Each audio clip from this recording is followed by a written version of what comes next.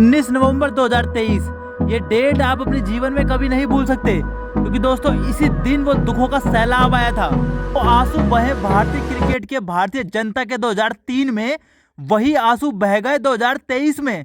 20 साल बाद भी ऑस्ट्रेलिया का वही रूप, वो खतरनाक ऑस्ट्रेलिया फिर से आई सामने। दुखों का पहाड़ खड़ा हो गया। क्रिकेटर्स रोए, क्रिकेटर की वाइफ्स की आंखें नम हो गई, सारे लोग रोने लगे, जो घर में टीवी देख रहे थे वो रोने लगे, मोबाइल में देखने वाले रोने लगे, पूरा भारत रोता रहा। क्योंकि दोस्तों किसी ने सपने में भी कल्पना नहीं करी होगी। मैच से पहले ऐसा उद्घाटन था कि दोस्तों देखकर दिल खुश हो गया था, लेकिन किसी भी भारतीय ने कभी ये कल्पना नहीं होगी कि भारत की इतनी बुरी हार होगी। दोस्तों अगर भारत लड़के हारता तो सबको गर्व होता। हालांकि अभी भी भारत ने 10 मैच जीते हैं, सबको गर्व है अपने खिलाड़ियों में, लेकिन दोस्तों जो लड़ाई फाइनल में देखना चाहती थी जनता, वो नहीं देख पाई। एक एक चौके के लिए ऑस्ट्रेलिया के कंगारू ने तरसा दिया। रोहित शर्मा के बाद 90 बॉल का इंतजार करना पड़ा जब एक चौका आया, और उसके बाद भी 50 ओवर में सिर्फ 4 ही चौके आए रोहित शर्मा के बाद। और जब मैच इंडिया हारी तो रोहित शर्मा रोने लगे, विराट रोने लगे, लेकिन दोस्तों इन्होंने अपने आंसू छुपाए थे। लेकिन वो कहते हैं ना कि जब इतना बड़ा इवेंट होता है तो आंसू छुपते नहीं। कैमरे में इन दोनों के आंसू कैद हो ही गए। और रोए दोस्तों सिराज का भी दोस्तों ये पहला वर्ल्ड कप था, और सिराज की आंखें नम हो गई, क्योंकि वो अपने देश के लिए कुछ करना चाहते थे। हर कोई ये 11 खिलाड़ी अपने देश के लिए कुछ ना कुछ करना चाहता था, लेकिन दोस्तों वो कहते हैं ना, एक हार और उसके बाद सब बेकार। इस एक हार ने इतना रुला दिया, इतना परेशान कर दिया कि लगता है जैसे 2003 की हार वापस आ गई। जो मेरे भाई 2003 में थोड़ी बहुत समझ रखते थे, उनके साथ दोबारा 2023 में ऐसा ही हो गया। ऑस्ट्रेलिया ने पहले भी हमें दुख दिया था और फिर से दुख दे दिया। पूरे देश ने देखा कि कैसे ऑस्ट्रेलिया ने जश्न बनाया, ट्रॉफी उठाते हुए, फोटो खिंचाते हुए, सब ने उनको देखा। लेकिन दोस्तों लोगों ने ये नहीं देखा कि भारतीय क्रिकेट के साथ क्या हुआ, भारतीय खिलाड़ियों ने क्या किया। मेरे भाइयों रोहित विराट तो रोए, वो तो आपने कैमरे में देखा, सिराज रोए कैमरे में देखा, लेकिन दोस्तों कैमरे के पीछे ड्रेसिंग रूम में भी उनके साथ बहुत सारे खिलाड़ी रोए, क्योंकि सबने यही सोचा था कि इस बार का वर्ल्ड कप तो वो भारत को जिताएंगे ही जिताएंगे, क्योंकि उन्होंने बहुत ज़्यादा मेहनत की थी। कोच राहुल द्रविड़ ने भी यही कहा। उन्होंने कहा ड्रेसिंग रूम में जाना बहुत मुश्किल था, वहाँ का माहौल देखना बहुत मुश्किल था। ऐसे में दोस्तों कोच के नाते मेरा ये कर्तव्य है, दायित्व है, नए खिलाड़ियों को समझाऊं और ये आश्वासन दूं कि कल नया सवेरा उगेगा और नए एनर्जी के साथ मेहनत करना। लेकिन दोस्तों वो कहते हैं ना, आप कितनी भी मेहनत कर लो, लेकिन अगर आप फाइनल नहीं जीतते तो वो मज़ा नहीं आता। हमें गर्व है अपने खिलाड़ियों पे कि उन्होंने 10 मैच जीते, लेकिन आखिरी में एक मैच हारने से दोस्तों बहुत ज़्यादा दुख हुआ।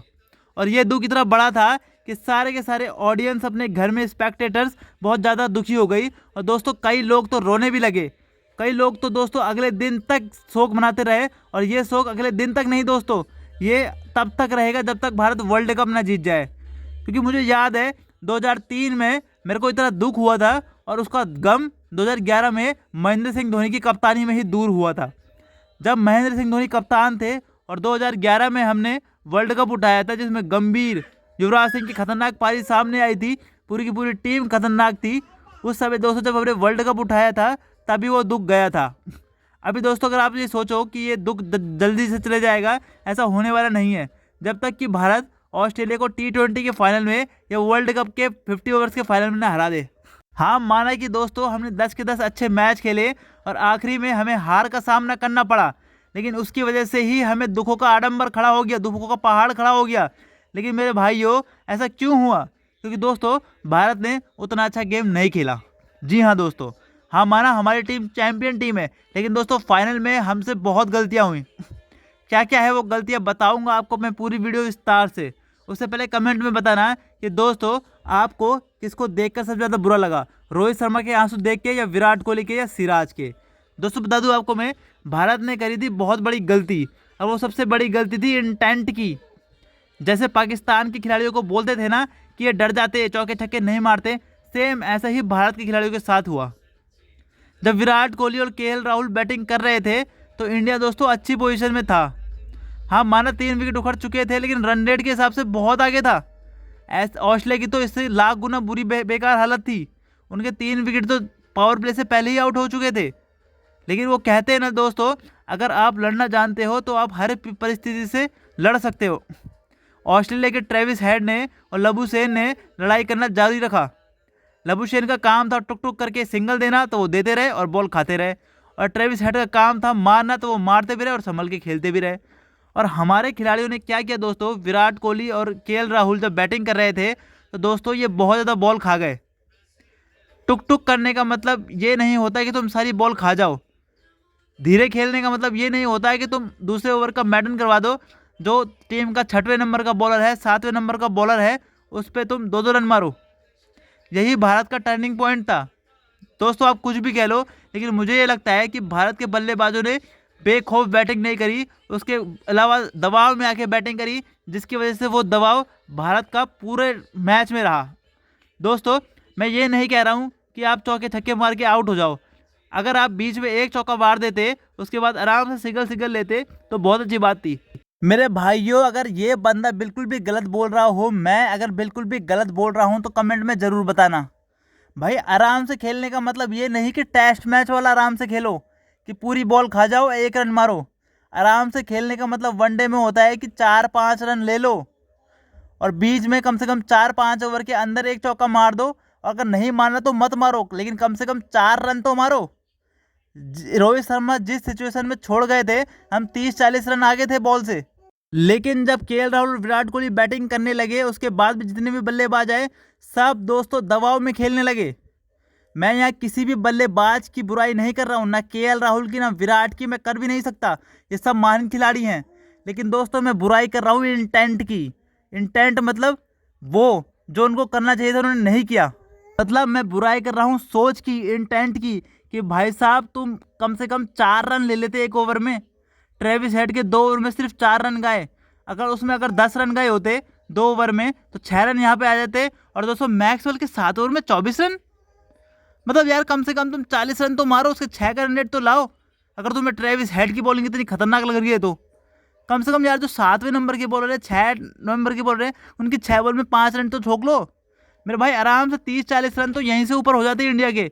270-80 रन तो यहीं पे बन जाते।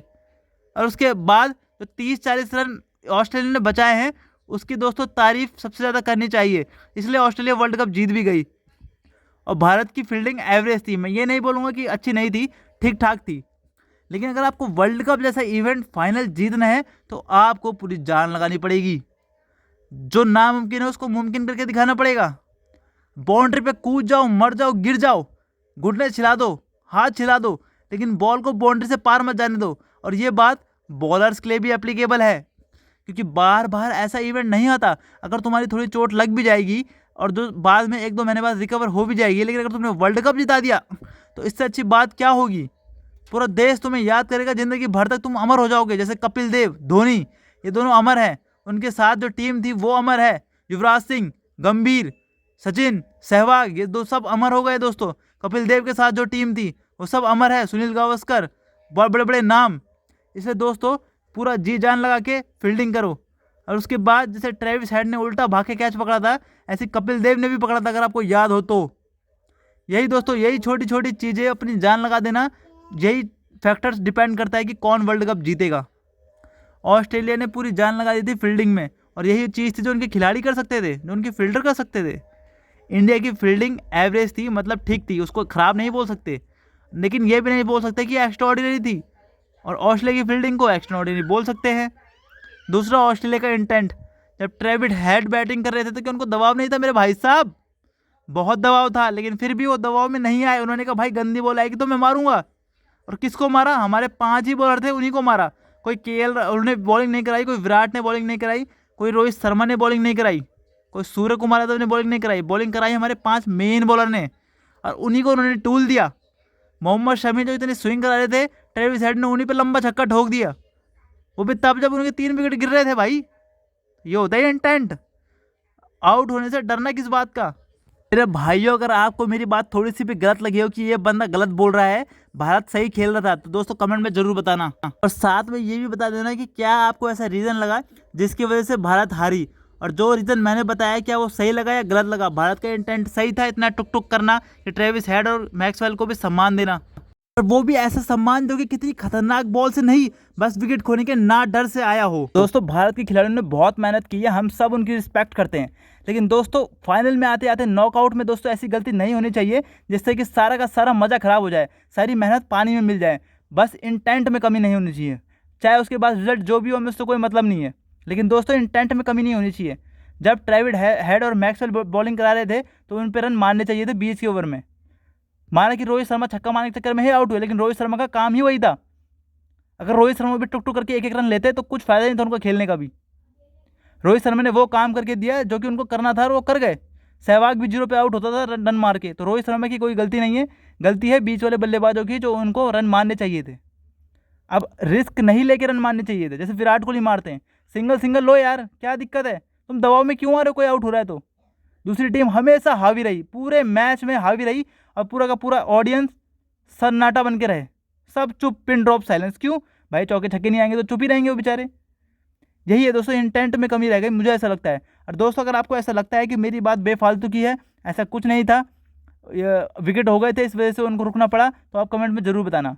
दोस्तों मैं भी समझता हूँ, इतनी समझ मुझे भी है, लेकिन बस मैं क्या बोल रहा हूँ, कम से कम एक तो चौके तो लगते, कम से कम सिंगल आए थे भाई। चौके छोड़ो, एक भी चौका मत मारो, तुम 5 के रन रेट से खेलो, 5 छोड़ो 4 के रन रेट से खेलो भाई। रोहित शर्मा जिस हिसाब से छोड़ गया था, 4 के रन रेट से खेलते तो इंडिया 270 रन हो जाते। यही कमी रह गई दोस्तों। क्या आपको नहीं लगता कि ये कमी थी इंडिया टीम की? तुम 270 मारो, ऑल आउट हो जाओ, तुम 45 ओवर में ऑल आउट हो जाओ, कोई दिक्कत नहीं है, पर रन मार के तो हो। जब तुमको पता है कि तुम्हारी टीम में बल्लेबाज कम है, बॉलर ज़्यादा खेलते हैं, तो उनके साथ कम से कम खेलने की प्रैक्टिस तो करो भाई। 5 बॉल तो अपने आप खेलो, छठी बॉल उनको दो। इंडिया के 6-7 ही विकेट होते, 8 ही विकेट होते। अगर कोई समझदार बल्लेबाज खेलता है वहाँ पे, कैसे भाई 5 बॉल खुद खेलता, छठी बॉल में उनको स्ट्राइक दे देता। इसमें चाहे आप टीम इंडिया की गलती मानो, चाहे कप्तान की गलती मानो, चाहे मैनेजमेंट की गलती मानो। दोस्तों जब तुमको पता है कि तुम्हारे 4 एकदम मेन बॉलर है जो कि दोस्तों बैटिंग नहीं कर सकते, बैटिंग नहीं करते, तो तुम्हें क्यों नीचे वाले बल्लेबाजों को ऐसे बैटिंग करने नहीं सिखाया? नाम में उसको सूर्य कुमार यादव को क्यों ऐसे नहीं सिखाया कि तुम्हें बॉलर के साथ बैटिंग करनी है? मतलब जब उनको पता होना चाहिए कि भाई हमारे पास बल्लेबाज नहीं है, जिसकी वजह से दोस्तों सूर्य कुमार यादव को इनके साथ बैटिंग करनी चाहिए, तो क्यों उनको नहीं सिखाया? हमने मैच में देखा कि सूर्य कुमार यादव पहली ही बॉल में बुमराह को स्ट्राइक दे रहे थे, सिराज को स्ट्राइक दे रहे थे। क्यों ऐसा कर रहे थे दोस्तों? हमने देखा कि महेंद्र सिंह धोनी कैसा खेलते थे 8वें 9वें और 10वें बल्लेबाज के साथ। 4 बॉल खुद खाते थे, 4 बॉल खुद खाते भी थे और खेलते भी थे। 1-2 बॉल में चौका मार देंगे, खुद खा लेंगे 3 बॉल, उसके बाद स्ट्राइक दे देंगे। और ये देख के इतना मज़ा लगता था ना, प्रेजेंस ऑफ माइंड लगता था कि वाकई में ऐसा खेलना चाहिए 7वें 8वें 9वें बल्लेबाज के साथ। दोस्तों ये सूर्य कुमार यादव को बताना चाहिए था, उनको सिखाना चाहिए कि ऐसी सिचुएशन आ सकती है, क्योंकि दोस्तों हमारे पास बल्लेबाज कम है। और जब बल्लेबाज कम है, इसकी वजह से दोस्तों ये नहीं है कि तुम दबाव में आ जाओ, जैसे केएल राहुल आ गए, क्योंकि दोस्तों उनके पास लाइसेंस नहीं था मारने का, क्योंकि उनको पता था अगर वो आउट होते तो कौन आता, रविंद्र जडेजा। दोस्तों यही कारण था कि केएल राहुल खुल के खेल नहीं पाए। इसीलिए मैं बोलता हूँ दोस्तों कि लास्ट के बल्लेबाज को भी बैटिंग करनी आनी चाहिए, थोड़ी बहुत, जितने कम से कम स्टार्ट कर लेते हैं। और दोस्तों यहीं पे नहीं, केवल उनके साथ जो भी बैट्समैन हो, जडेजा, सूर्य कुमार यादव, इनको भी पता होना चाहिए कि कैसे खेलना है। यही इनको सिखाना चाहिए था कि भाई तुम 5 बॉल खुद खेलो और छठी बॉल में उनको स्ट्राइक दे दो। मतलब 4 बॉल खुद खेलो और 5वीं बॉल में स्ट्राइक लो, ताकि उसके बाद 1 बॉल वो खा ले, चाहे कुछ भी करे, दूसरी ओवर में तुम स्ट्राइक में आ जाओ। दोस्तों अगर मैं गलत बोल रहा हूँ, मेरी बात को तुरंत बता देना। इंटेंट इतनी बड़ी चीज़ होती है। अगर दोस्तों जब केएल राहुल और विराट कोहली बैटिंग कर रहे थे, ठीक है, तो उसमें अगर वो एक छक्का लगा देते बीच में, तो अपने आप फील्ड खुल जाती। अब उसमें हुआ क्या, ट्रेविस हेड और मैक्सवेल बॉलिंग करा रहे थे विकेट टू विकेट, और केएल राहुल और विराट कोहली क्या कर रहे थे, टुक। क्यों? क्योंकि सिंगल उन्होंने रोक दिए थे। इसी कारण ट्रेविस हेड के 2 ओवर में 4 रन आए। क्यों? क्योंकि वो सीधी सीधी बॉल कराते रहे, वो सीधे सीधे टुक करते रहे। अगर उनके सर के ऊपर से मारते तो पूरा का पूरा प्रेशर उन पर आया था। जब रोहित शर्मा बैटिंग कर रहे थे तो मैक्सवेल का मुंह देखने लायक था। वो तो रोहित शर्मा ने दोबारा से मारने की सोची, इस वजह से दोस्तों मैक्सवेल को जीत मिल गई, वरना रोहित शर्मा तो ऐसी तैसी कर देते सब बॉलरों की। भाई रोहित शर्मा भी तो उसी पिच पे खेल रहे हैं। अब आप लोग बोलोगे कि क्या बोलते हैं उसको, रोहित शर्मा पावर प्ले का फ़ायदा उठा रहे थे, लेकिन भाई आपने रोहित शर्मा के छक्के भी देखे, पावर प्ले से कोई मतलब नहीं था, सर के खिलाड़ियों के ऊपर से जा रहे थे। इसको कहते हैं इंटेंट। और भारत के किसी बैट्समैन ने इंटेंट ही नहीं दिखाया रोहित शर्मा के बाद। और मेरी बात ये समझ में नहीं आती कि क्यों भारत की टीम को ऐसा लग रहा था कि 260-70 बहुत होते हैं वहाँ पे। भाई ऑस्ट्रेलिया ने मैच कितनी जल्दी खत्म कर दिया था, 10 ओवर रह गए थे, आराम से ऑस्ट्रेलिया तो 300 रन भी मार देती। पिच इतनी खतरनाक थी भी नहीं जितना इसको बना दिया, वो बना दिया। भाई बॉल बैट में आ नहीं रही, तो मार नहीं रहे और बोल रहे हो बॉल बैट में नहीं आ रही। किसी ने कोशिश तो करी क्या? कोशिश भी नहीं करी। कोई छक्का मारने के चक्कर में आउट ही नहीं हुआ। सब डिफेंस। विराट कोहली कैसे आउट हुए? इनसाइड। केएल राहुल विकेट के पीछे, कोई छक्का मारने के चक्कर में आउट नहीं हुआ। अय्यर वो भी कीपर में आउट हो गए, छक्का मारने के चक्कर में कोई आउट नहीं हुआ। तो कैसे कह सकते हो कि बॉल नहीं आ रही बैट पे? इसलिए दोस्तों मैं कहता हूं कि इंटेंट सही होना चाहिए, हमेशा आक्रामक होना चाहिए, जिससे कि दूसरी की टीम वैसी पहले ही डर जाए, ताकि दोस्तों तुम्हारे पास मौका हो सिंगल लेने का। मैं यहाँ सिंगल लेने की बात कर रहा हूँ, आक्रामक खेल के सिंगल लेने की बात कर रहा हूँ।